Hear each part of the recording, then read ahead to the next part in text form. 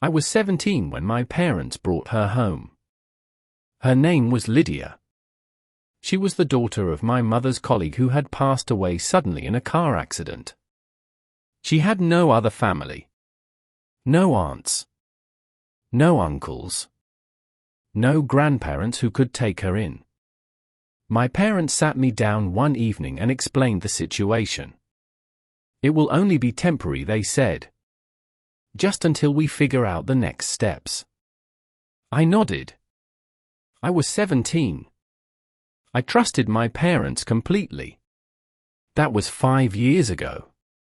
And Lydia never left. In the beginning I genuinely tried. I showed her around the house. I introduced her to my friends. I gave her the bigger shelf in our shared bathroom without being asked. I wanted her to feel welcome. Because I understood what it meant to lose someone. And I did not want her to feel alone. But something shifted in that house in a way I could not explain and nobody ever acknowledged. Lydia was everything I was not. She was warm where I was quiet. Funny where I was serious. She could walk into any room and immediately make everyone in it feel like the most important person alive. I was not like that. I was the kind of person who needed time. Who took a while to open up. Who expressed love through actions rather than words. My parents had always accepted that about me. Or I thought they had. The first time I noticed something was wrong was 3 months after Lydia arrived.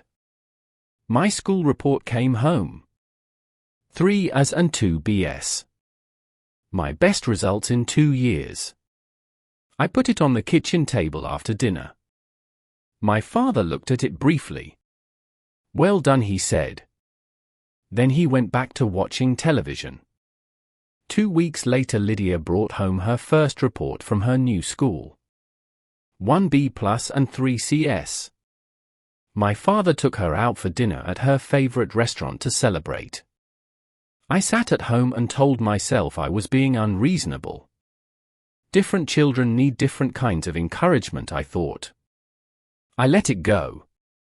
But the pattern continued. When I was sick with fever and stayed home from school, my mother left paracetamol on my bedside table and went to work. She texted me twice to check in. 3 months later, when Lydia sprained her ankle at school, my mother took 3 days off work. She made soup from scratch. She rented movies. She sat on Lydia's bed for hours just talking. I watched from the doorway and said nothing. When my 18th birthday came, my parents gave me a card and some money for new school supplies. It was a practical gift and I appreciated practical things. Lydia's 18th birthday was 6 months later. My parents planned a party for 30 people. They hired a cake. They decorated the living room. Extended family came from out of town. Family that had not visited our house in years. I stood in the corner of that party and smiled and clapped and felt something inside me go very quiet. Not angry. Not bitter. Just quiet. The kind of quiet that settles in when you begin to understand something you are not ready to understand. That year I started eating dinner in my room. I told myself I had revision to do. Nobody asked why I had stopped coming to the table. Nobody knocked on my door to check. And that silence told me everything words never did. I threw myself into my studies. Not to impress anyone. But because school was the one place where my efforts were measured fairly. Where nobody compared me to the girl down the hall. Where I was just a student who worked hard and earned exactly what she deserved. I finished my final year with the highest marks of my school life. I applied to a university 3 hours away. I did not tell my parents until I had already been accepted. One evening at dinner I mentioned it casually. I got into university, I said. I move in September. My mother looked up. That is quite far, she said. There was a pause. Then Lydia reached across the table and held my mother's hand. "She will be okay," she said softly. "I will be here." My mother looked at Lydia and smiled. The kind of smile I had not seen directed at me in a very long time. And in that moment I understood everything. Completely. Clearly. Finally. I was not the daughter anymore. I was just the girl who used to be. September came quickly.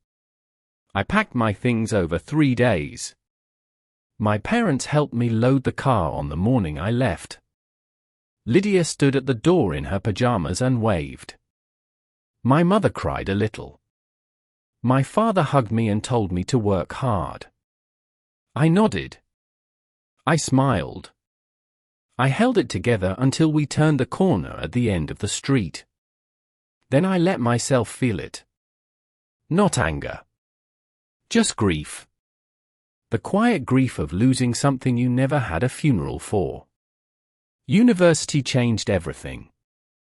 For the first time in years I was somewhere that nobody knew Lydia. Nobody compared us. Nobody chose between us. I was just myself. And it turned out that myself was actually someone quite interesting. I made friends who sought me out specifically. Not because we lived in the same house. Not out of obligation or circumstance. But because they genuinely wanted to know me. I stayed up late having conversations that felt electric. I discovered things I was passionate about that I had never had the space to explore at home. I joined a writing group. I started running. I learned to cook properly for the first time. I graduated 3 years later with first-class honors. I called home that evening. My mother answered. "Congratulations," she said warmly. Then after a brief pause she asked if I had spoken to Lydia recently. She said Lydia had been going through something difficult and could probably use a friend. I said I had not spoken to her. My mother said she thought it would mean a lot if I reached out. I said I would think about it. I hung up. And I sat in my small university flat with my degree certificate in my hands and laughed. Not because it was funny, but because it was so perfectly consistent. Even on the day I achieved the biggest thing of my life, the conversation found its way back to her. Some patterns do not change. You just get better at seeing them clearly. 6 months after graduation, I received a job offer from a company abroad. A real opportunity. A significant salary. A chance to build something entirely new in a place where I had no history and no baggage. I accepted without consulting my family. My father called when he found out. He said decisions like this should be discussed as a family. I asked him quietly when the last time was that anyone in that family had consulted me about anything significant. He was silent for a long time. I did not fill the silence. He eventually said that was not fair. I told him I understood why he felt that way. And then I said goodbye and hung up. I have been living abroad for 3 years now. I have a flat that I chose every piece of furniture for. I have a job I find genuinely meaningful. I have a small circle of people who notice when I seem off and ask about it without being prompted. I have a partner who asked me on our 3rd date what I was most proud of and actually listened to the full answer. I speak to my parents occasionally. My mother still mentions Lydia in most of our conversations. Sometimes she asks why I never come home for holidays. I tell her I am busy. What I do not tell her is that home stopped feeling like home a long time ago. And that I have spent the years since building something that does. I am not angry anymore. I spent a long time being angry. I spent even longer being sad. And then one day I was neither. I was just someone who had learned something difficult early and used it to build a life that actually fit.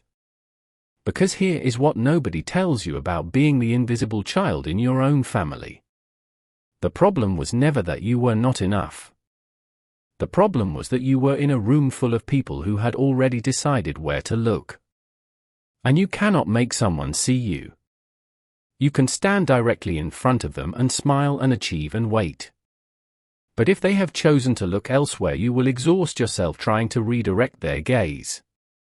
The most powerful thing I ever did was stop trying. Not out of bitterness. Out of self-respect. Because the people who are meant to see you will see you without being convinced.